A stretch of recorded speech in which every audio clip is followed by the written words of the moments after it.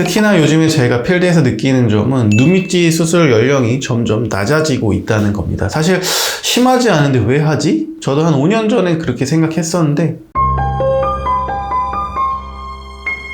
안녕하세요. 유머스트의 피 머스트 성형외과 김정기 원장입니다. 금일은 요즘 많은 분들이 안티에이징 개념으로 많이 알아보시는 눈밑지방 재배치 수술에 대한 Q&A를 준비해 보았습니다.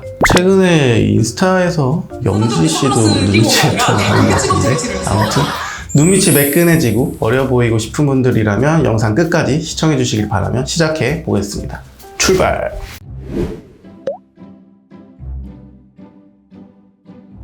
우선 히알루론산 필러, 특히 수술 날짜로부터 6개월 안쪽으로 시술받은 필러라면 히알라제로 녹이는 것이 좋습니다.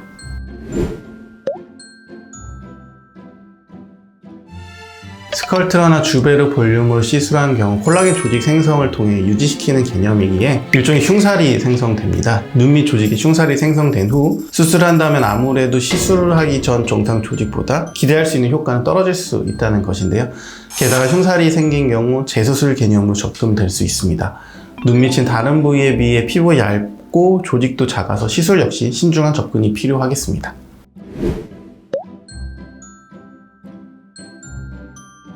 결론부터 말씀드리면 애교살이 손실될 걱정은 하지 않으셔도 좋습니다. 이를 이해하기 위해 애교살과 눈밑 지방의 위치, 수술 방법에 대한 각각 이해가 필요합니다. 애교살이라는 것은 아래 눈꺼풀 속눈썹 바로 아래에 이렇게 눈꺼풀 태를 따라서 살짝 튀어나오는 부분을 말하는 것인데, 해부학적으로는 알륜근의 세 가지 구획 중 하나인 프리타설 오비큘라리스 오큘리가 비유된 것인데요.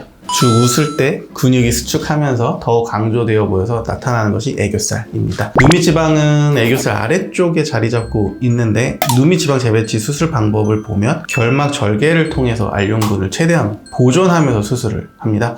그래서 애교살 자체에 변화를 주기 어렵습니다. 오히려 눈밑지방 재배치 수술 이후 눈밑지방이 덮여 가려져 있어서 잘 안 보이던 애교살이 더 잘 보이게 되어서 좀 더 영한 느낌을 줄 수 있습니다. 눈밑지방 재배치를 하면서 추가적으로 피부와 근육을 절개하는 하안검 수술이라면 애교 근육의 손실 가능성이 있긴 합니다만, 이를 보완하면서 하는 수술법이 다 있기 때문에 그 부분은 크게 걱정하지 않으셔도 좋겠습니다. 즉, 지방 재배치든 하안검 수술이든 수술하고 애교살을 살려주는데 집중해서 수술하기 때문에 수술 이후 애교살이 사라지는 게 아니라 더 돋보이게 된다 라고 정리하시면 되겠습니다.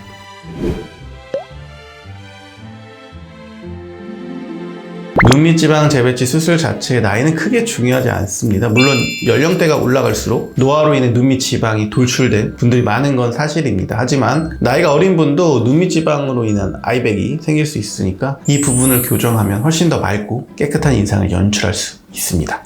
특히나 요즘에 제가 필드에서 느끼는 점은 눈밑지 수술 연령이 점점 낮아지고 있다는 겁니다. 사실 심하지 않은데 왜 하지? 저도 한 5년 전에 그렇게 생각했었는데, 해드리고 나면 환자분이 만족해하는 정도도 그렇고, 제가 객관적으로 수술 전후 비교해서 봐도 그렇고, 어릴 때 하면 할수록 결과가 훨씬 좋습니다. 그래서 나이가 좀 어리더라도 눈밑지로 약간 튀어나온 부분 살짝 정리만 해줘도 결과는 굉장히 드라마틱하다라는 걸 느낄 수 있고, 나이가 어리시더라도 요즘은 적극적으로 수술을 권장하고 있습니다. 어린 나이에서 눈밑지 하게 되면 한 5년 정도 거꾸로 시간 여행을 한다고 생각하시면 되고, 실제로 20대, 30대 분들이 꽤 많이 하는 수술입니다.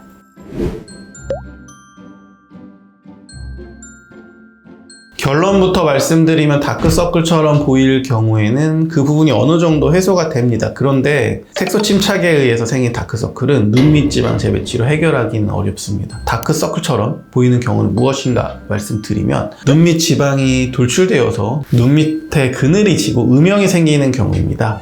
물리적으로 돌출된 부분을 평평하게 만들어줄 경우 그림자가 지면서 다크서클처럼 보이는 것을 해결할 수 있습니다. 두 번째는 정맥혈관이 피부에 비쳐 보이면서 다크서클로 보이는 경우입니다. 지방에는 정맥혈관이 많이 갔는데 정맥혈관은 피부에서 비칠 때 다크서클처럼 짙은 파란색 정도로 보일 수가 있습니다. 그래서 정맥이 많이 가는 지방세포를 어느 정도 정리를 하게 되면 다크서클처럼 보이는 부분도 어느 정도 같이 해결이 되게 됩니다.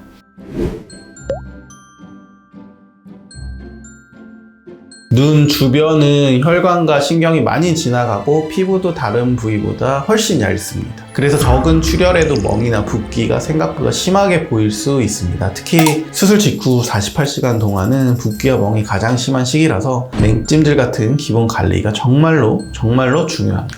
그리고 시간이 상당 기간 지났음에도 통증이 계속되거나 출혈이 있다면 수술받은 병원에 바로 문의하시는 게 좋습니다. 수술 후에는 가급적이면 일주일 정도는 충분히 쉬는 기간을 확보하고 회복에 집중하는 걸 권장드리고요. 그래야 간헐적으로 생길 수 있는 상황에도 빠르게 대처할 수 있습니다. 보통은 2주, 3주 정도 지나면 대부분의 붓기와 통증이 많이 잦아들고 수술 4주차 이후에는 거의 안정된 상태로 봅니다. 물론 이 부분은 개인 체질에 따라 회복 속도 차이가 있을 수 있습니다.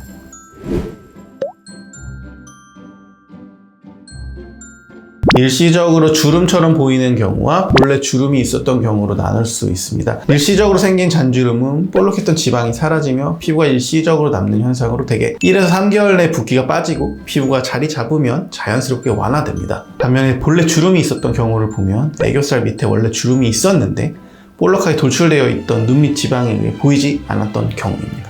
그래서 눈 밑 지방 재배치를 한 이후에 지방을 평평하게 만들면서 주름을 받쳐주던 지방이 없어지니 감춰져 있던 주름이 다시 보이게 되는 것인데요. 잔주름이 걱정되는 경우 수술 회복 후 필러나 보톡스 같은 시술로 개선이 가능합니다. 그러나 흔한 일은 아니기 때문에 이런 가능성이 있다 정도로 생각해 주시면 되겠습니다.